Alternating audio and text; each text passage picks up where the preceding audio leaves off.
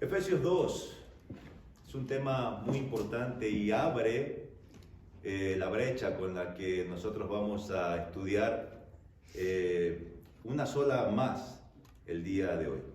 Y para la gloria de Dios, para la honra de nuestro Señor y para la edificación de su iglesia, la cual Él compró con su bendita sangre. Nosotros hemos abierto, gracias a Dios una vez más, esta brecha preciosa, una serie de 5 predicaciones en consecutiva.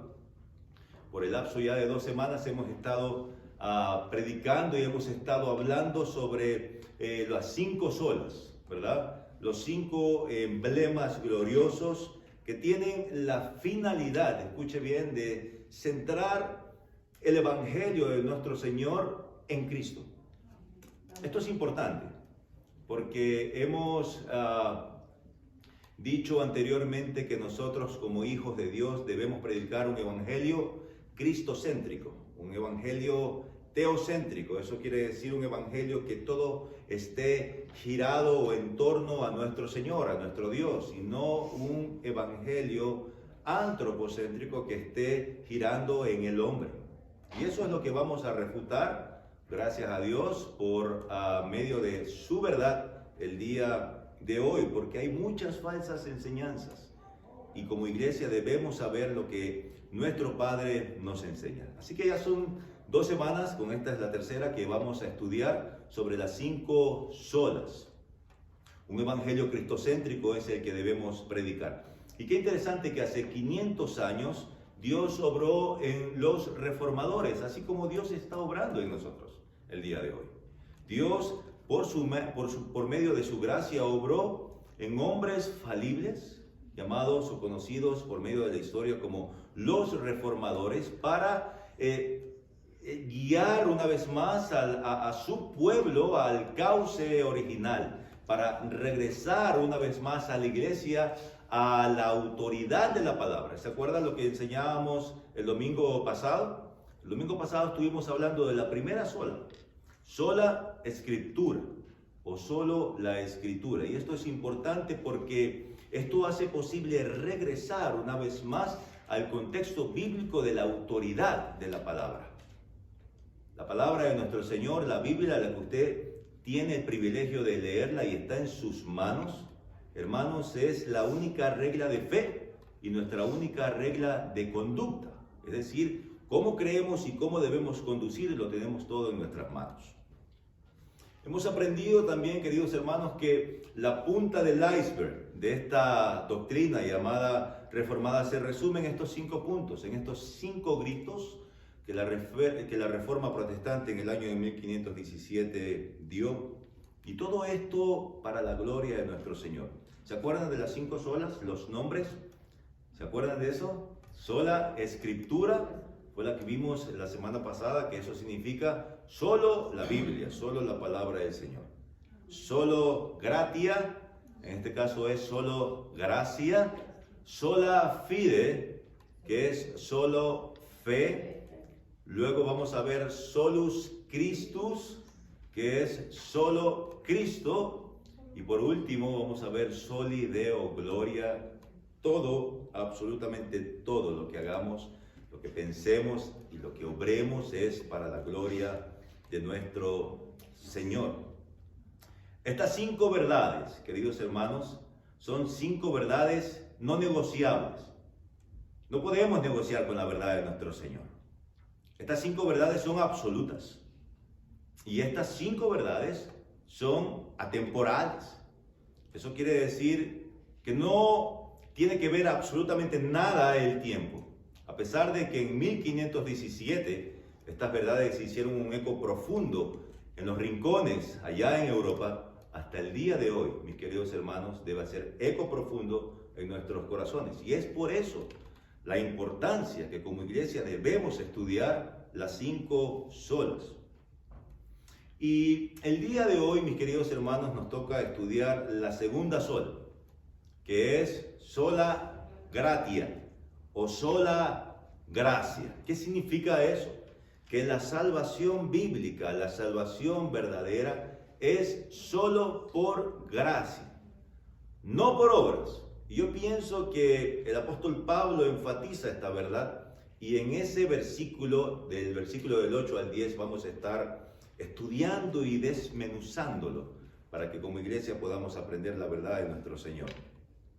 Y es interesante reconocer, hermanos, que así como este tema era de prioridad importancia, era de vital importancia hace 500 años, el día de hoy lo sigue siendo.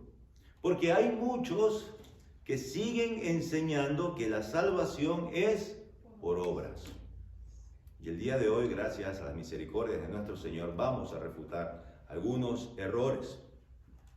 Algunos están enseñando aún que la salvación es por obras, o más aún es gracia más obras. Y debemos recordar lo que estamos estudiando como iglesia. Qué importante es la palabra sola, porque la palabra sola significa nada más que eso. O sea que la sola gracia es solo gracia, solamente la gracia de Dios nos salva, y eso es lo que vamos a estudiar. No salva las obras, no salva la gracia más obras, solamente la gracia. Y eso es la importancia de esta palabra sola. La semana pasada estábamos estudiando de sola escritura, ¿se acuerdan? Y eso significa que solo la palabra de Dios tiene importancia doctrinal y tiene peso de autoridad en nuestras vidas. Y no la palabra de Dios más la palabra del hombre. Eso habíamos hablado la semana pasada. Solamente las escrituras, solo la palabra del Señor. De la misma manera, la salvación del hombre es solo por gracia. No es más obras o solo obras o gracia más obras. Y a pesar de las falsas enseñanzas que de alguna u otra manera quieren blasfemar, quieren vituperar el camino de nuestro Señor, el camino de la verdad, el camino de Jesucristo, el nombre por sobre todos los nombres, queridos hermanos, nosotros ¿qué tenemos en nuestras manos en estos momentos? Tenemos la palabra de Dios, tenemos la verdad de Dios. Y es necesario que nosotros conozcamos la palabra de nuestro Señor, la verdad de Dios. Quiero que vaya a Tito, capítulo número 3, y vamos a dar lectura desde el versículo número 5 al 7. Así de irrefutable es esta verdad. Lo presenta de esta manera, que Dios nos salvó. Y yo quiero que subraye eso, porque son verdades que no podemos cambiarlas, son verdades irrefutables, son verdades absolutas. Dios nos salvó. Así presenta el apóstol Pablo esto en Tito 3, versículo del 5 al 7. Dios nos salvó. Así como en Génesis, ¿se acuerdan cuando dice Dios creó todas las cosas sin ninguna explicación, sin ningún tipo de historial? La misma cosa pasa en la salvación. ¿Cómo somos salvos? Dios nos salvó. Es lo que dice el apóstol Pablo. Dios nos salvó. Y sigue ahondando más en el tema. Y dice, no por obras de justicia que nosotros hubiéramos hecho. Escucha bien, porque eso vamos a estudiar muy bien el día de hoy. Vamos a empaparnos en este tema de las obras. Dios nos salvó no por nuestras obras, está diciendo. No por las cosas que nosotros hubiéramos hecho o hubiéramos dejado de hacer, sino ¿por qué? ¿Qué dice el texto? Por su misericordia, por su gracia. Y cada vez que hablamos de su misericordia, estamos hablando de un amor de Dios mismo a su pacto. A su pacto. ¿Se acuerdan del Salmo 23? Jehová es mi pastor. Y después de versículos más adelante dice, por amor a su nombre. Y está hablando de un amor filial a su pacto, a su pacto. Dios nos salvó no por ninguna cosa que nosotros hubiéramos hecho, sino por su misericordia. Y sigue diciendo, por el lavamiento de la regeneración y por la renovación en el Espíritu Santo. Este es el mismo bautismo, el cual derramó en nosotros abundantemente por Jesucristo nuestro Salvador, para que justificados por su gracia, una vez más, no somos justificados por nuestras obras. Debemos recordar siempre eso. Tito nos hace recordar eso. Dice, justificados por su gracia, viniésemos a ser herederos conforme a la esperanza de la vida eterna. Vaya por favor a segunda de Timoteo. Segunda de Timoteo. capítulo número 1. Y vamos a leer el versículo 9. ¿Estamos ahí, hermanos? Segunda de Timoteo, capítulo número 1, versículo número 9. El apóstol Pablo, otra vez, hablando sobre el mismo tema. Vamos a hacer un poco de contexto y vamos a leer desde el número 7. ¿Estamos ahí, hermanos? Amén. Dice la palabra del Señor, porque no nos ha dado Dios espíritu de cobardía, sino de poder, de amor y de dominio propio. Por tanto, no te avergüences de dar testimonio de nuestro Señor, ni de mí preso suyo, sino participa de las aflicciones por el Evangelio según el poder de Dios. Y este es el versículo que nos atañe en este momento. ¿Quién nos salvó? Una vez más.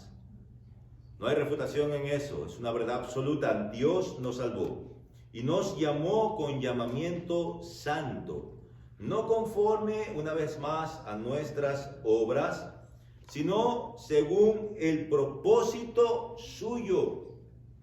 Escuche bien, es el propósito de Dios en su elección la que hace que Dios nos llame a salvación. Es su propósito, no es el nuestro, no es por medio de nuestras obras, sino según el propósito suyo y la gracia que nos fue dada en Cristo Jesús antes de los tiempos de los siglos. Escuche bien esto. Esto es importante, porque antes de que empiecen los siglos, de que empiece el tiempo, Dios ya nos había elegido. Eso debe llenarlo de gozo. A mí me llena eso de tranquilidad, de gozo, saber que el Señor me eligió antes de la fundación del tiempo. Así que, obviamente, si vamos a hablar de que somos salvos por gracia, debemos definir lo que es la gracia, ¿verdad? ¿Qué es la gracia? Y como iglesia sabemos el concepto bíblico de lo que es la gracia.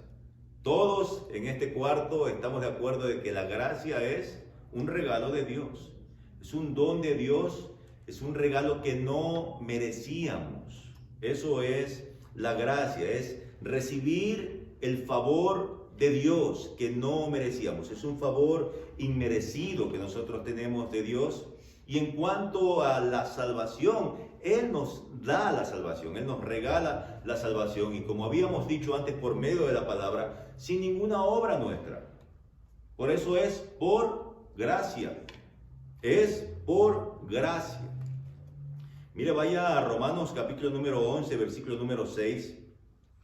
Enfatiza y vamos a realzar esta verdad. En cuanto a la salvación, habla de que Dios nos da, Dios nos regala la salvación sin ninguna obra nuestra para merecerla. Romanos capítulo número 11, versículo del 6, enfatiza esta verdad. Y cuando habla de la gracia, y esto dice el apóstol Pablo, y si por gracia, ya no es por obras. Escuche bien. No podemos mezclar las dos cosas para la salvación. Debemos recordar algo, queridos hermanos. Estamos hablando antes de la salvación. No es por obras, sino que es por gracia. Así que el apóstol Pablo dice, y si por gracia, ya no es por obras. De otra manera, la gracia ya no es gracia. Porque si juntamos a la gracia obras, pues la gracia ya no va a ser gracia. Eso es lo que está explicándonos el apóstol Pablo. Y si por obras, ya no es gracia. De otra manera, la obra ya no es obra. He dividido este sermón, mis queridos hermanos, en dos puntos. Para nuestra mayor y nuestra mejor comprensión acerca de la gracia, en dos encabezados. Vamos a ver la gracia de Dios en la salvación. Y vamos a ver la gracia de nuestro Señor después de ser salvos. Dos puntos importantes. Y quiero que vaya por favor al texto base en el cual nosotros hemos elegido para la edificación de la iglesia el día de hoy, Efesios, capítulo número 2. Y una vez más vamos a leer el versículo de importancia para el sermón del día de hoy, versículo número 8 al 9. Porque por gracia sois salvos. Escuche bien, cada palabra es importante y una vez más enseñamos esto. porque por gracia nosotros somos salvos. El apóstol Pablo está dándonos una enseñanza tremenda. Solamente es por gracia. No hay otro camino para llegar a la salvación. Dice el apóstol Pablo, gracia y solamente gracia. Porque por gracia sois salvos por medio de la fe. Y esto, dice nuestro Señor, no es de vosotros, pues es un don de Dios. Es un regalo de Dios. Y una vez más se mete en las obras. Y no por obras. Por si acaso alguien piensa, puede ser que yo pueda obrar para ganar salvación. El apóstol Pablo dice, no, de ninguna manera. No es por obras para que nadie se gloríe. Para que nadie se gloríe. Son versículos muy conocidos y no digo trillados porque considero que cada vez que masticamos el texto nos enriquecemos más y más de esa verdad, de esa palabra. Y por una buena razón son algunos de los versículos más importantes en toda la Biblia en el contexto de la salvación. En el contexto de la salvación. Somos salvos por gracia, no por obras. Y esto significa que no puedes ser salvo por ninguna otra cosa que no sea la gracia de Dios. Estamos caminando en círculos, pero es importante. Eso es lo que dice el apóstol Pablo. Cualquier otra cosa que no sea gracia, hermano, no eres salvo. Solamente va a ser por la gracia de nuestro Señor. No puedes ser salvo porque eres una buena persona. Es impresionante cada vez que hablamos con personas muy amadas por nosotros, familiares que siempre están defendiéndose ¿en qué? En sus obras. Yo soy bueno. Pero ¿qué dice la palabra del Señor? No hay nadie que sea bueno. Pero yo soy justo. ¿Qué dice la palabra del Señor? No hay justo, no hay ni siquiera uno. O sea, no es que yo tenga que comportarme de una o de otra manera para que Dios mire en mí algo que Él mira que está bien y me dé gracia. Así no funciona esto. Y vamos a desmenuzar esto. Así no funciona. Nosotros no somos salvos porque somos buenas personas, no somos salvos porque hemos sido buenos hijos, o no somos salvos porque somos buenos padres, no somos salvos porque vamos a la iglesia. Cuidado. No somos salvos porque quizás algunos digan, yo no he matado a nadie, ¿verdad? Yo no he obrado mal con nadie. Es más, el dinero que yo gano les doy a los pobres. No eres salvo por eso. Quiero que vaya a Isaías capítulo número 64, versículo número 6. No somos salvos por obras, somos salvos por la bendita gracia de nuestro Señor. Y para enfatizar aún más este punto, vamos a leer juntos Isaías capítulo número 64, versículo número 6.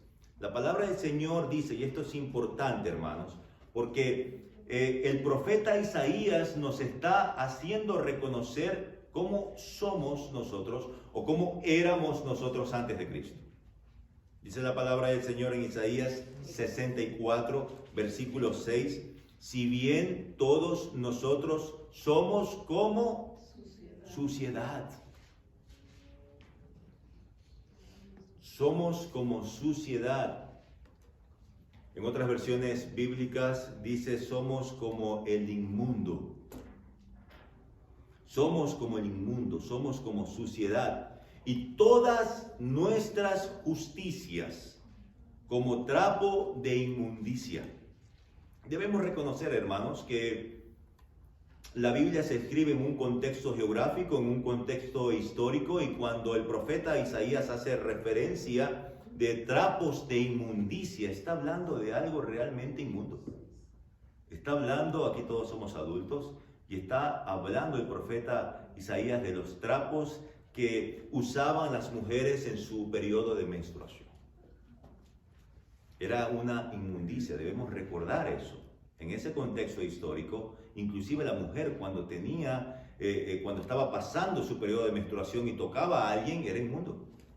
No podía tocar ni siquiera a nada, a nadie. Y Isaías 64:6 nos enseña esta verdad, que nuestras injusticias son como esos trapos para Dios, inmundos, impuros. Y caímos, algunos, dice todos. Escucha el absoluto, caímos todos nosotros como la hoja. ¿Han visto la hoja que por medio del agostamiento caen cuando cambiamos de estación? Todas se van. Cuando viene el frío, la temporada fría, los árboles que son caducifolios, que caducan sus hojas, caen. ¿Y cuántas quedan? ¿Una? ¿Dos? Todas. Y queda eso como un palo. Así está diciendo el profeta Isaías: caímos todos nosotros como la hoja, y nuestras maldades nos llevaron como viento. Escuche bien, hermano, porque el profeta Isaías no dice que todos tus pecados son como trapos de inmundicia. ¿Qué dice el profeta Isaías? Todas tus justicias. Y estamos hablando, cuando hablamos de justicia, estamos hablando de ¿qué? De obras. Todas tus obras que hagas antes de la salvación para el Señor son como trapos de inmundicia. Es decir, no valen nada. No tienen valor alguno ante los ojos de Dios. Todas nuestras buenas obras antes de la salvación para nuestro Señor son inmundicias, son como trapos de inmundicia. Por eso ellas no le pueden salvar. Cuando hable con una persona y enfatice esta verdad, que para ellos es verdad, es una verdad relativa porque la palabra del Señor no dice eso, debemos recordarle este texto. Todas las obras que tú haces para llegar a alcanzar la salvación para nuestro Señor son como trapos de inmundicia. Ahora recordemos algo. Dios es santo. Y Dios, por ser santo, tiene un concepto muy diferente de nosotros después de la caída en Génesis 3. Esto es importante recalcar. Después de la caída en Génesis 3, Dios tiene un concepto totalmente diferente de nosotros. Con total verdad, el apóstol Pablo dice que el pecado nos ha ensuciado de tal manera, de gran manera, que todos estamos destituidos de la gloria de Dios. Todos, absolutamente todos.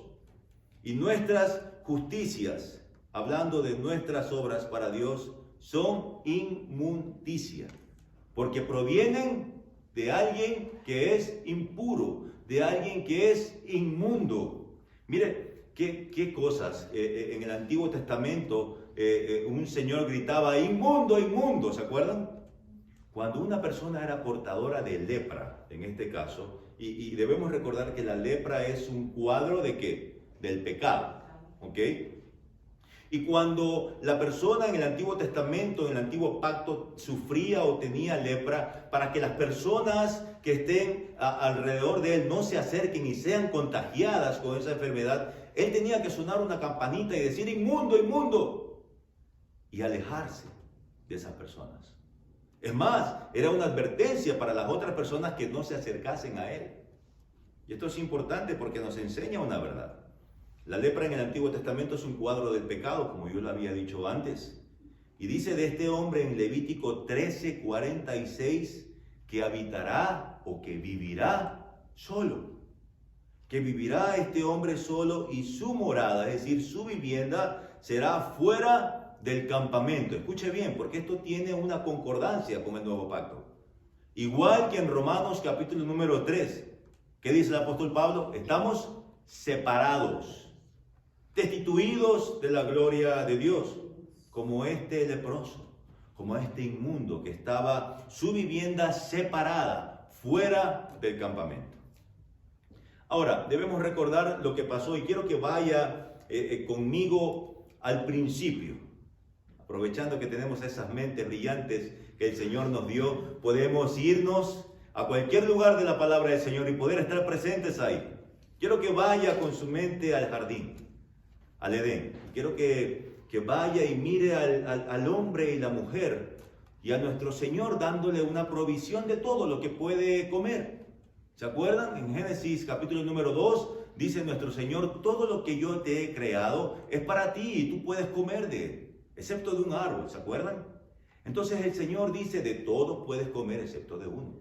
Dios le da una provisión inmensa por su gracia, pero al mismo tiempo le da un mandato de que no puede comer de un árbol, le da una prohibición. ¿Y qué pasó? En versículo número 1, el capítulo número 3 de Génesis, es la caída, y por medio de la serpiente, que era muy astuta, dice, más astuta de todos los animales, pica en tentación a la mujer y come del árbol que el Señor les había dicho que no comiesen. Con que Dios te ha dicho, ¿se acuerdan? Tergiversando la verdad de nuestro Señor, y esto es importante porque esta es la astucia del diablo hasta hoy.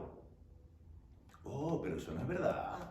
¿El Señor te ha dicho eso? No, eso es mentira. Y en ese contexto histórico estábamos diciendo que la serpiente decía, pero tú puedes comer eso. Tú puedes comer eso porque Él no quiere que tú seas como Él. Entonces la mujer entró en tentación, siendo tentada por la serpiente. Dice la palabra del Señor que ambos cayeron en el pecado. Y después de eso, qué importante lo que nos enseña la palabra del Señor. Dice la palabra que después de haber pecado, sus ojos se le abrieron, fueron abiertos y vieron que su desnudez y sintieron vergüenza. Ese es el primer producto del pecado, lo que hace en el corazón. Esa metástasis que poco a poco iba consumiéndose en el corazón, en el alma y en el cuerpo del hombre creado por Dios a su imagen y semejanza. Poco a poco ese pecado iba carcomiendo su mente, su corazón. Y mire, la palabra del Señor nos enseña que lo primero que ellos hicieron, ¿qué fue? Fue taparse, porque sentían vergüenza. ¿Y qué agarraron ellos? La palabra del Señor nos enseña que cosieron hojas de higuera y se hicieron delantales. Y más adelante, vaya al capítulo número 3 de Génesis, para que usted lo lea también. Vaya conmigo a Génesis capítulo número 3, versículo 21, porque estamos viendo la obra o las justicias que para el hombre parecen ser justas, valga la redundancia, delante de Dios. Y mire lo que nos enseña Dios en Génesis capítulo número 3, versículo número 21. Dice que Jehová Dios hizo al hombre y a su mujer túnicas y los vistió. Escuche bien. Porque para el hombre y la mujer ellos estaban vestidos. Pero para Dios, no. Dice que Dios los vistió. Escuche bien porque hay una enseñanza hermosa aquí. A pesar del trabajo, a pesar de la obra que Adán hizo en hacer delantales y tapar o cubrir su vergüenza o su pecado, para Dios seguían desnudos. Para Dios estaban desnudos. Y dice la palabra del Señor que Dios los viste con túnica de piel de animal. Ahora, implícitamente, dentro de este texto y explícitamente, es decir, lo explica todo, hay una verdad preciosa, porque Dios mismo nos está enseñando que el hombre no puede cubrirse con nada, es decir, con ninguna obra de justicia, excepto con la que Él mismo hace. Qué importante que conozcamos esto, porque esto es un cuadro ¿de quién? De Cristo, nuestro Señor, porque los cubre con túnicas de piel. Y para eso el Señor tuvo que haber matado a un animal, enseñándoles y enseñándonos que por medio del derramamiento de sangre de un animal se hacía el perdón de los pecados. Esto es un cuadro excepcional, un cuadro precioso del derramamiento de sangre que nuestro Señor Jesucristo en la cruz del Calvario tuvo. Solo la sangre de Cristo puede cubrir los pecados. Solo la sangre de Cristo puede cubrir tu vergüenza. Solo la sangre de Cristo puede cubrir tu pecado.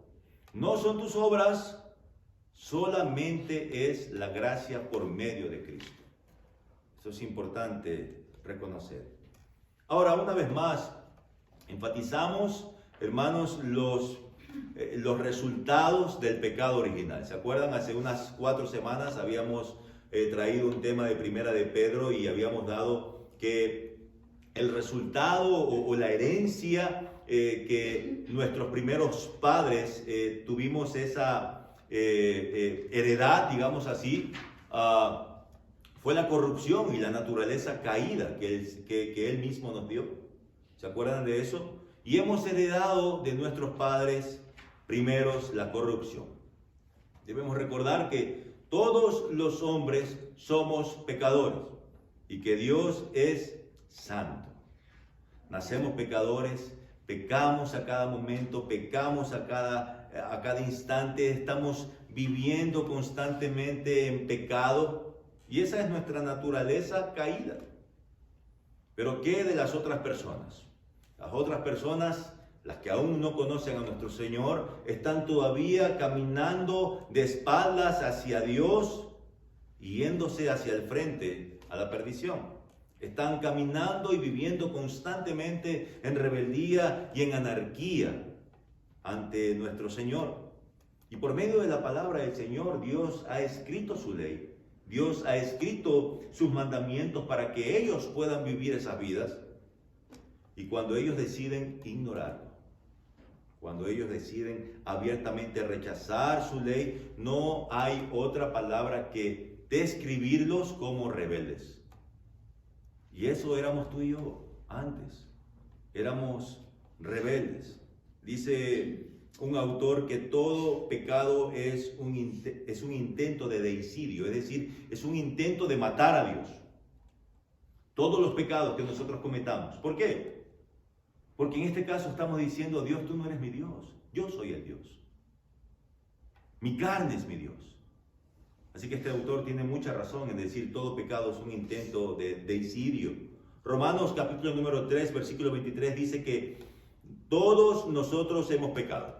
¿Y cuál es la consecuencia de ese pecado? Romanos 6, 23 dice, la paga del pecado es muerte. Ahora, tenemos que reconocer nuestra condición verdadera. Y Pablo en Efesios dice en capítulo número 2, versículo número 1, que todos nosotros estábamos muertos. Muertos. Escuche, porque eso era nuestra condición antes. Muertos en delitos y en nuestros pecados. Y Él nos dio vida. Y no nos dio vida por algo que Él haya visto en nosotros. Porque estábamos muertos. No por nuestro intelecto, no por nuestras obras, sino que dice el versículo número 4, por su misericordia. Y eso implica su gracia. Y por su gran amor, dice el apóstol Pablo, con que nos amó, hablando de pasado. Y este amor es el amor ágape de nuestro Señor. El amor especial para su pueblo, para sus hijos. Y debemos diferenciar esto porque muchas veces puede haber una confusión en lo que es la gracia común y la gracia específica para el pueblo de Dios. Dios es bueno con todos. De Dios no hay injusticias. Dios es bueno con el rico, con el pobre, con el impío y con el justo, o el que ha sido justificado por la sangre del Cordero. Dios es bueno con todos ellos. Pero debemos recalcar que hay una gracia eficaz, hay una gracia especial cuando Dios presenta a cada uno de nosotros o a cada uno de sus llamados, ¿a quién? A su Hijo, nuestro Señor Jesucristo. Es algo especial que el Señor da. Y debemos entender esto porque hay muchas falsas enseñanzas que están corriendo en el día de hoy, inclusive en iglesias que se llaman ser cristianas. Quizás por ignorancia o quizás por el mismo mensaje o enseñanza que le ha dado los pastores de esa iglesia, y debemos refutar algunos errores. Cuando hablamos de que somos salvos solo por la gracia, sin obras, esto no significa, escuche bien, esto no significa que Dios, antes de habernos salvado, miró hacia el futuro ¿ok? Miró hacia el futuro para ver cómo íbamos a vivir nosotros y cómo íbamos a responder ante su llamado. Eso es lo que enseñan algunas iglesias, ¿ok? Y así Él escoge basándose en lo que usted va a hacer en el futuro. Porque Dios es omnisciente y puede mirar el presente, pasado y futuro. Pero eso es la verdad en la palabra del Señor. Eso no nos enseña la palabra de Dios. Eso es un mal concepto de la presciencia, es una palabra nueva, presciencia de Dios. Y eso atañe, mis queridos hermanos, a alguna obra que el hombre hace. Y la palabra del Señor nos dice que no es por obras, es por gracia. Ahora, quiero ser un poco más profundo en esto. Quiero que vaya a Romanos, capítulo número 9. Vamos a verlo ahora por medio de la palabra de Dios. Y vamos a decir no a esta enseñanza. Romanos capítulo número 9 y vamos a dar lectura del 9 al 16. Amén. Vamos a entender lo que Dios quiere decir aquí. ¿Será que Dios nos escoge en forma de que Él mira nuestro futuro y dice, ok, va a responder con un sí, entonces yo lo escojo, ¿verdad? Aquí la hermana, ok, ha estado totalmente perdida, pero parece que cuando yo la llamo sí va a responder, entonces la escogemos. No, así no funciona la gracia de nuestro Señor. Mire lo que dice Romanos capítulo número 9, versículo del 9 al 16.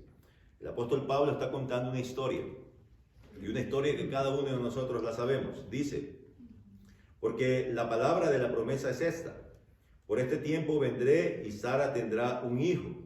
Y no solo esto, sino también cuando Rebeca concibió de uno de Isaac, nuestro padre. Estamos hablando de una pareja. Estamos hablando de Rebeca y estamos hablando de Isaac, ¿verdad? Versículo número 11. Pues no habían aún nacido, ni habían hecho aún ni bien ni mal, para que el propósito de Dios, conforme a la elección, escuche bien y subraye bien eso, conforme a la elección, permaneciese no por las obras, sino por el que llama. Se le dijo, el mayor servirá al menor, como está escrito, a Jacob amé, mas a Esaú aborrecí. Ok, déjeme explicar un poquito esto. Estamos hablando de una pareja que se aman, ¿verdad? Estamos hablando de quién, de Isaac y de quién, de Rebeca.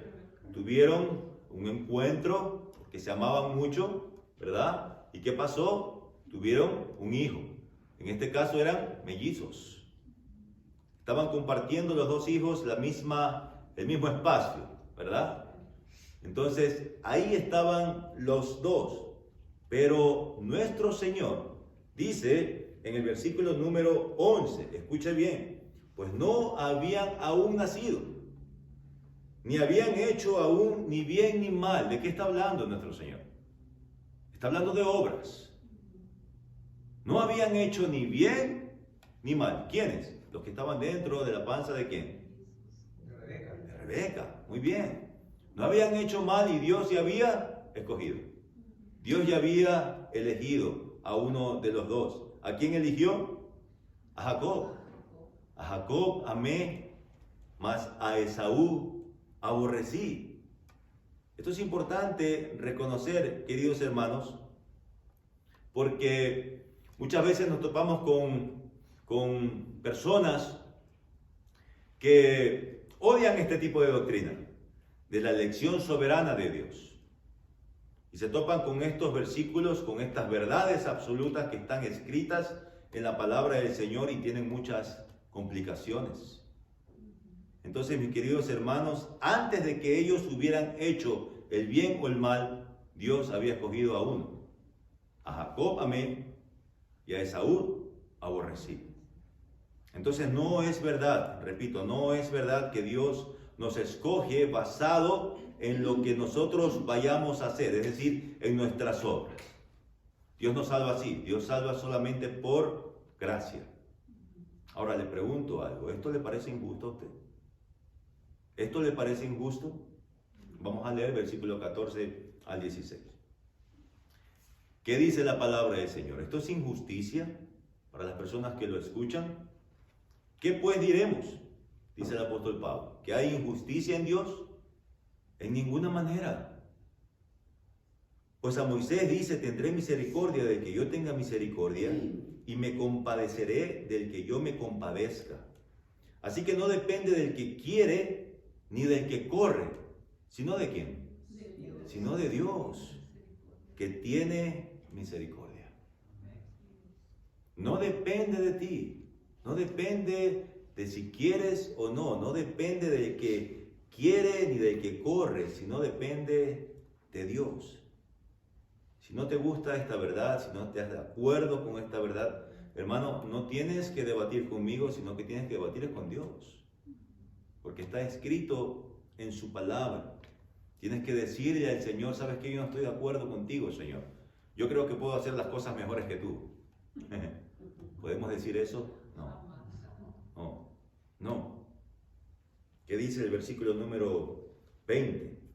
Mas antes, oh hombre, ¿quién eres tú para que te alterques con Dios? Escuche bien. Dirá el vaso de barro al que lo formó, ¿por qué me has hecho así? ¿O no tiene potestad el alfarero sobre el barro? ¿Ustedes qué piensan?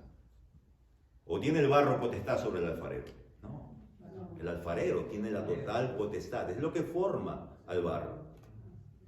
¿O tiene potestad el alfarero sobre el barro para hacer de la misma masa un vaso para honra y otro para deshonra?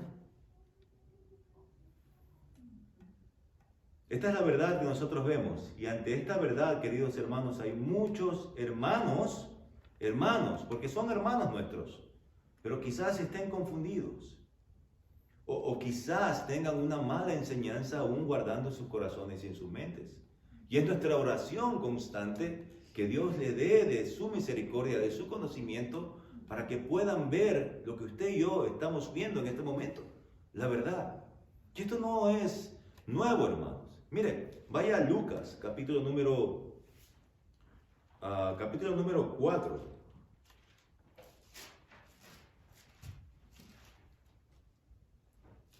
Capítulo número 4, en el contexto, nuestro Señor Jesucristo está enseñando en las sinagogas de Nazaret.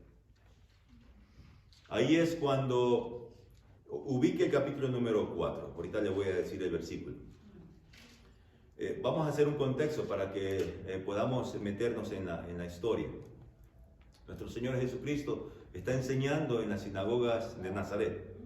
Y está enseñando que Él es el cumplimiento de la profecía que Isaías había escrito por decreto de nuestro Señor. Dice el Espíritu del Señor en el versículo 18, está sobre mí por cuanto me ha ungido, me ha apartado para dar buenas nuevas a los pobres. Me ha enviado a sanar, escuche la comisión del Mesías, me ha enviado a sanar a los quebrantados de corazón, a pregonar libertad, es decir, a darnos la libertad del cautiverio que nosotros teníamos del pecado y dar vista a los ciegos. Es decir, ¿está hablando de qué? Está hablando de la salvación, está hablando de la sanación de nuestras almas, a poner en libertad a los oprimidos y a predicar el año agradable del Señor. En ese contexto, el Señor dice, hoy se ha cumplido esta escritura delante de vosotros. Es decir, dice Jesús, yo soy el cumplimiento de eso. Yo soy el Mesías ungido, yo soy el que vengo a sanar. Eso es lo que le está diciendo a los judíos. Y vamos a ver la reacción que ellos tienen más adelante. Y escuche bien, porque nuestro Señor Jesucristo nos está enseñando esta doctrina. La doctrina de la elección soberana de Dios. Escuche bien lo que dice el versículo número 27. Vamos a leer desde el 24, desde el 26. 26, ¿estamos ahí, hermanos? Amén. Escuche bien la doctrina que Cristo estaba enseñando dentro de las sinagogas en Nazaret. Dice, pero a ninguna de ellas, vamos a leer desde el versículo 25. Y en verdad os digo que muchas viudas, escuche bien, muchas mujeres que estaban sin marido, que habían muerto, muchas viudas había en Israel en los días de ¿quién? En los días del profeta Elías. cuando el cielo fue cerrado por 3 años y 3 meses. Acuérdense de la gran hambruna que ha habido en ese tiempo. Y hubo una gran hambre en toda la tierra. Pero ¿qué dice la palabra del Señor en el versículo número 26? Pero a ninguna de ellas fue enviado Elías, sino a una mujer viuda en Sarepta de Sidón, totalmente ajena a la cultura judía. ¿Quiere más? Siga leyendo, versículo número 27. Y muchos leprosos. Debe recordar, hermano, que la lepra en esta situación es un cuadro de ¿qué? Es un cuadro espiritual de nuestro pecado. Es importante saber eso. Y muchos leprosos, en ese contexto había leprosos, muchos leprosos había en Israel en el tiempo del profeta Eliseo. Escuche bien ahora, pero ninguno de ellos fue limpiado, fue sanado, sino ¿quién? Naamán, el sirio, no un judío, el sirio, totalmente ajeno a las costumbres y al pueblo judío, totalmente ajenos. ¿Usted cree que cuando escucharon estas palabras de nuestro Señor, ellos lo abrazaron y le dijeron, wow, Jesús, qué hermosa doctrina? Siga leyendo, versículo número 28. Al oír estas cosas, todos en la sinagoga se llenaron ¿de qué? De ira. Es una doctrina que a muchas personas la llenan de ira. ¿Por qué? Porque quieren ser parte de la salvación, porque ellos quieren obrar para la salvación, ellos quieren tener, aunque sea un porcentaje de participación, porque así es la naturaleza del hombre. Pero el Señor, ¿qué dice? No es por obras, sino es por gracia. Hay un maestro que yo admiro mucho, hace 2 años ya partió de la presencia del Señor, se llama R.C. Sproul. Y él enseñaba algo que realmente tengo guardado en mi corazón. Él dice que de Dios no podemos recibir injusticias. Y él dice que de Dios solamente podemos recibir 2 cosas. O recibes misericordia, es decir, gracia, o recibes justicia. Pero nunca hay injusticia. Hemos recibido gracia, hemos recibido misericordia, hemos recibido de su amor ágape, hemos recibido por gracia a Cristo en nuestros corazones, porque Cristo mismo se ha ofrecido ante nosotros, nosotros lo hemos recibido. ¿Se acuerda del verbo que habíamos hablado antes, el dekomai, que habla sobre los 10 dedos que nosotros recibimos como un pobre, como un pordiosero que está mendigando pan y alguien le da un pedazo de pan, una pieza de pan y él lo recibe? Asimismo somos nosotros en la salvación. Recibimos a Cristo cuando nuestro corazón ha sido regenerado. Eso es lo que llamamos el llamamiento eficaz. Y mire qué importante lo que R.C. Sproul explica.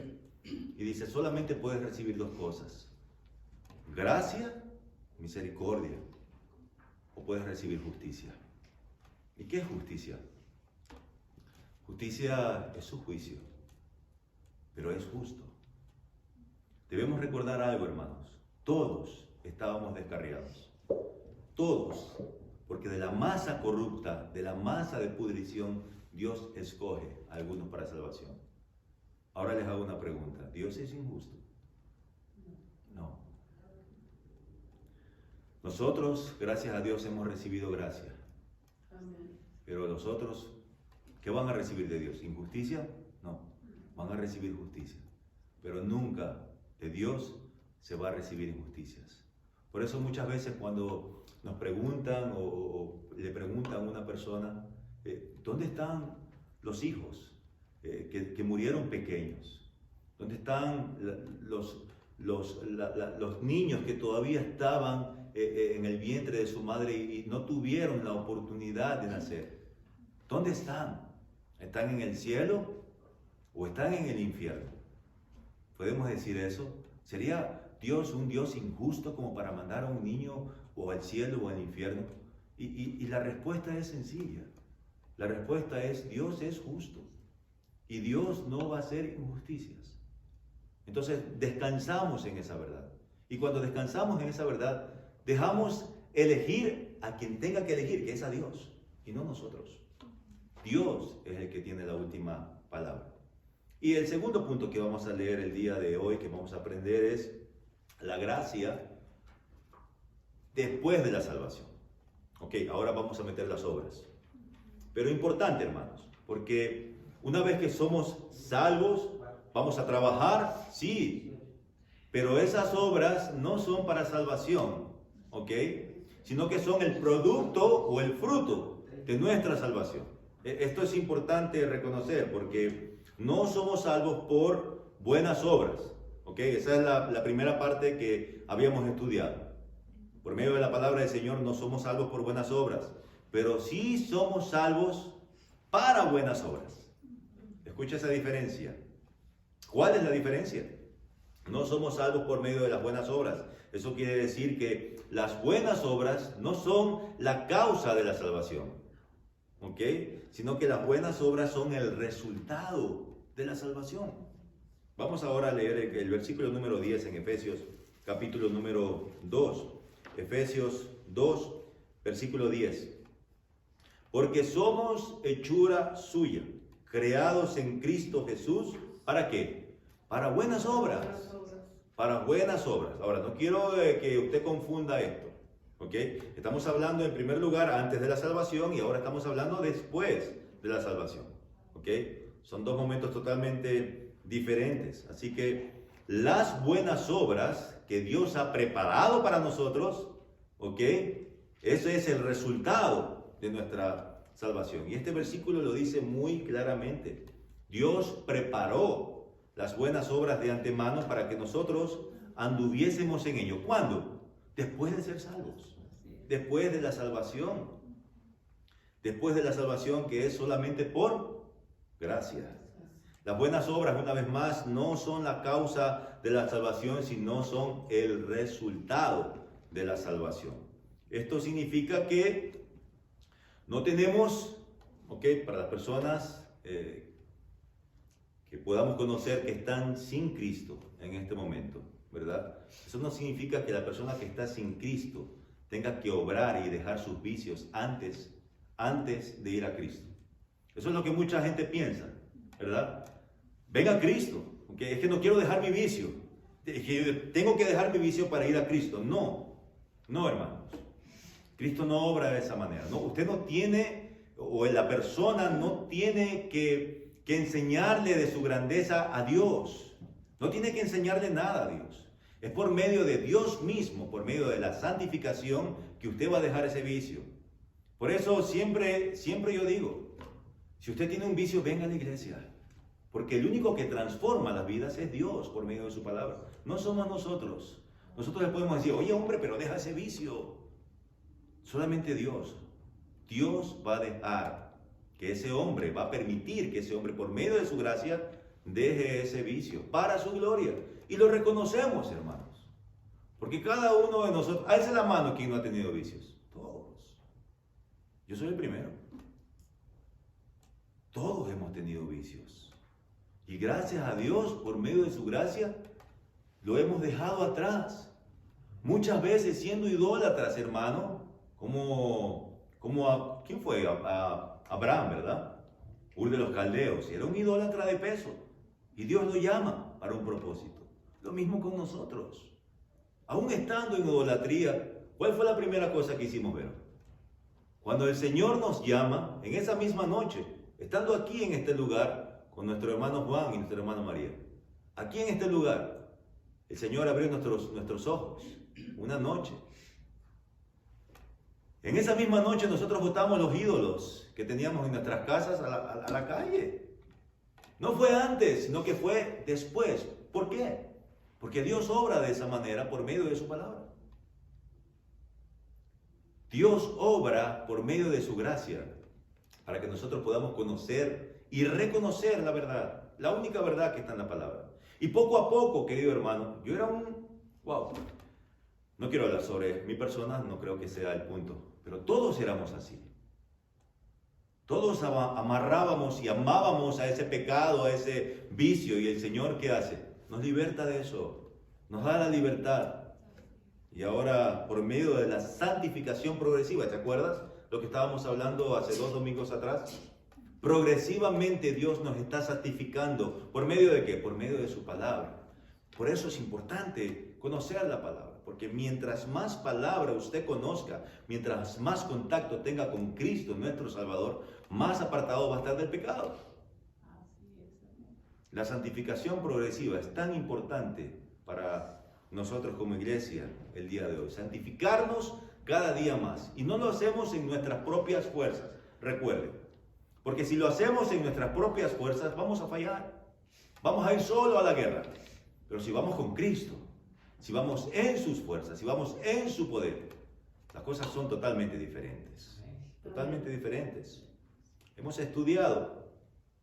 Las obras como fundamento de la salvación son rechazadas completamente por nuestro Señor.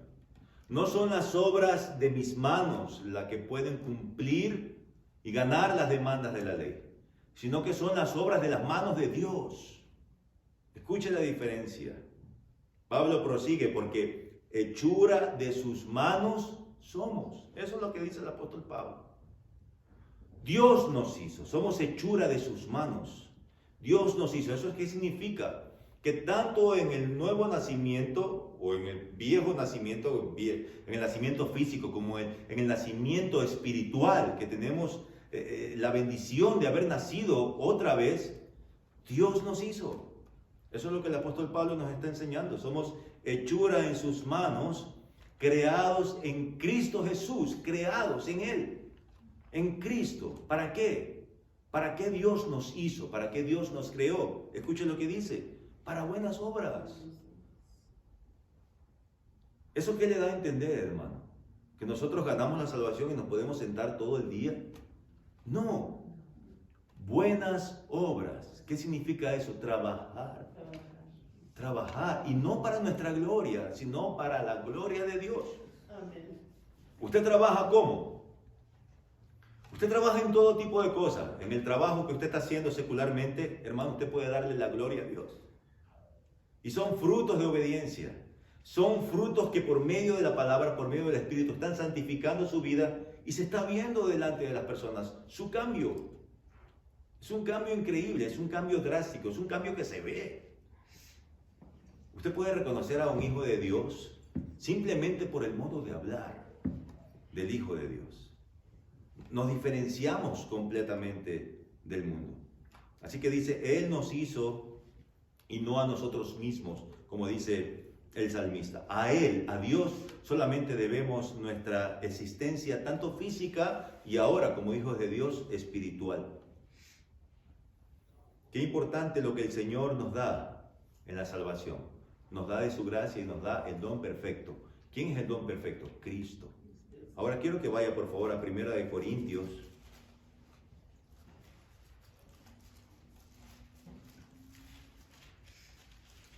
1 Corintios, capítulo número 15.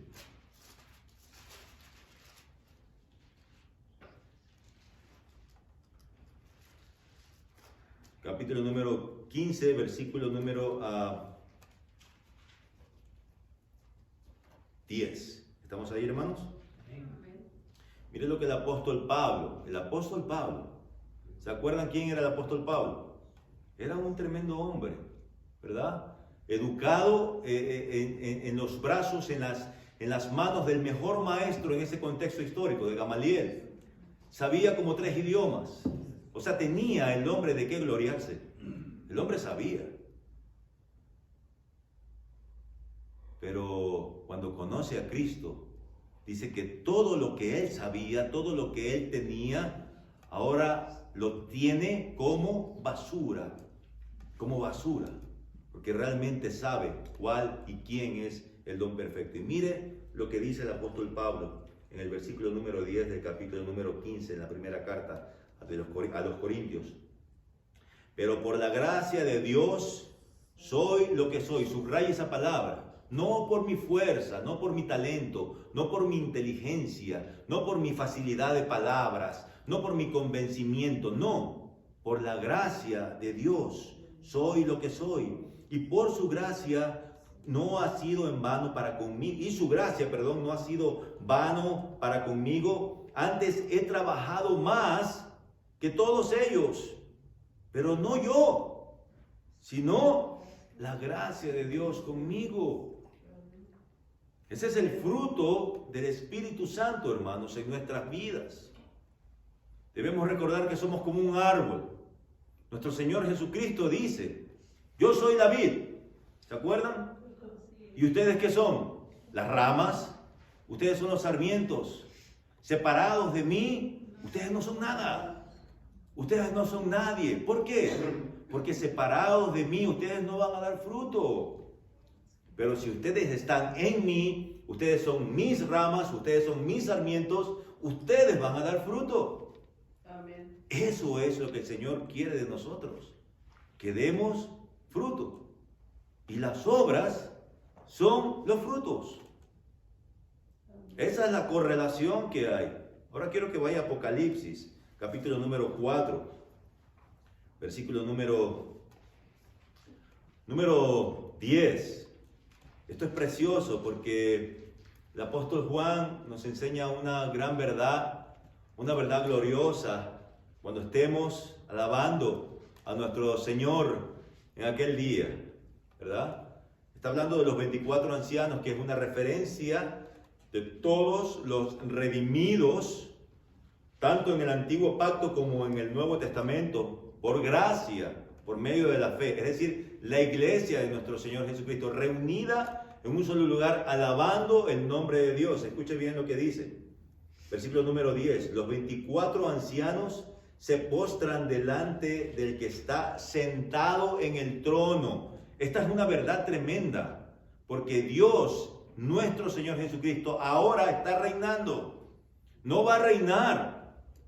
Él reina en este momento. Él está sentado en el trono. Él está reinando en este momento. Él está sentado en el trono. Los 24 ancianos se postran delante del que está sentado en el trono y adoran al que vive por los siglos de los siglos. Y escuche bien esto.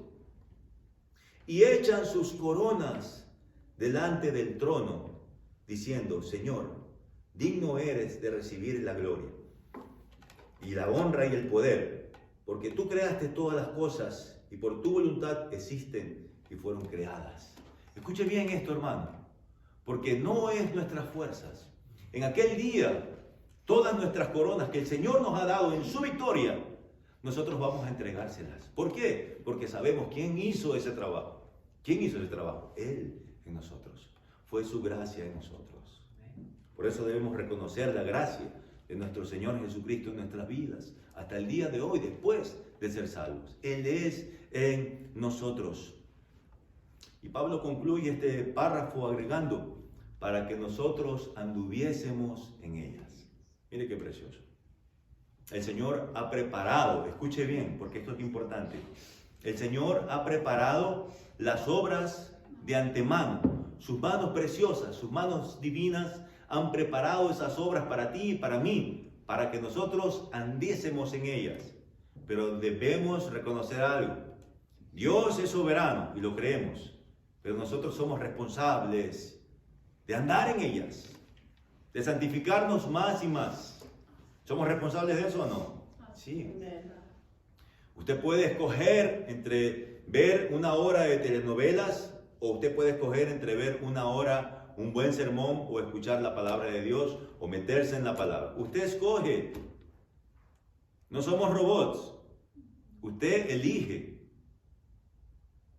Por eso decimos que Dios es soberano y usted es responsable. Ante cada acción, ante cada pensamiento, ante cada decisión, usted va a ser responsable delante de Dios. Salvos y no salvos. Todos, absolutamente todos somos responsables ante nuestro Señor. Y estas dos cosas no pueden separarse. La palabra del Señor nos enseña algo importante por medio del apóstol Pablo. Dice en Filipenses 1:6, porque estamos convencidos, y estoy convencido, dice el apóstol Pablo, del que comenzó en nosotros la buena obra. Él mismo la seguirá perfeccionando hasta que Él venga una vez más por nosotros. Eso es precioso. Eso le da consuelo a su corazón. A mí me consuela muchísimo. Porque realmente yo no estoy obrando, el Señor está obrando en mí. Pero muchas veces no queremos que el Señor obre en nuestras vidas, ¿verdad? ¿Por qué? Por el pecado, por nuestra naturaleza carnal que aún vive en nosotros. Por eso el apóstol Pablo dice, tienes que matar tu yo, todos los días debes morir. Todos los días debes mortificar tu pecado. El pecado que tú estás en este momento, hermano, no se esconda porque lo tenemos. Tú tienes que mortificarlo todo el tiempo. ¿Y cómo mortificamos ese pecado? Por medio de su gracia, por medio de su palabra, por medio de su verdad, por medio de su luz. Todos los días de nuestras vidas, hasta que el Señor nos llame una vez más a su presencia o venga por nosotros. ¿Cuál es la aplicación de todo esto? Dos conceptos importantes para finalizar. La aplicación número 1 para las personas que están sin Cristo. Quizás usted conozca a una persona que está sin Cristo. Levante la mano, y yo pienso que todos. Nuestros familiares están sin Cristo, nuestros hermanos, nuestros padres están sin Cristo. Usted tiene el derecho y la responsabilidad de decirles a esas personas que no se van a salvar por ninguna obra. La única obra que salva es la obra que nuestro Señor hizo en la cruz del Calvario hace más de 2000 años, por medio de su muerte y su redención, cubriendo absolutamente todos nuestros pecados. Y tiene que decirle a esa persona que se arrepienta de sus pecados y que crea en el Evangelio. Porque ese es el verdadero llamado, hermanos. El arrepentimiento y la fe. Y eso no viene de Él. Son dones del Señor. Pero debemos siempre exhortar a nuestros parientes, a nuestros amigos, de que se conviertan al Señor, de que vayan a Él en arrepentimiento y fe. No hay otro camino de salvación excepto Cristo. ¿Y cuál es la manera de salvar de Cristo? No por nuestras obras, sino por medio de la fe, por medio de su gracia. Porque por medio de su gracia, Él mismo nos da la fe. Porque somos tan imperfectos que ni siquiera creemos en eso. Él mismo tiene que darnos la fe como regalo para que nosotros podamos creer en su obra. Amén. La segunda aplicación es para las personas que ya estamos en Cristo. Debemos ser agradecidos, hermanos, por lo que el Señor ha hecho en nuestras vidas. Como el Señor nos ha tocado y nos ha llamado a salvación cuando éramos tan indignos, cuando éramos tan sucios. Quizás ustedes, no sé, no conozco su contexto de historia antepasado, pero yo conozco el mío.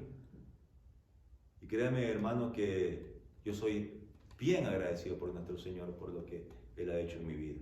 Yo considero que cada uno de ustedes también lo hace. Porque reconocemos cuando estábamos en tinieblas y ahora reconocemos cuando estábamos en luz, cuando estamos en luz. Y eso es precioso, hermano. Vivir por medio de la gracia de nuestro Señor, reconociendo que para la gloria de nuestro Señor, Él nos ha salvado y no nosotros a nosotros mismos, porque no podemos. Por eso es necesario la presencia de nuestro Salvador.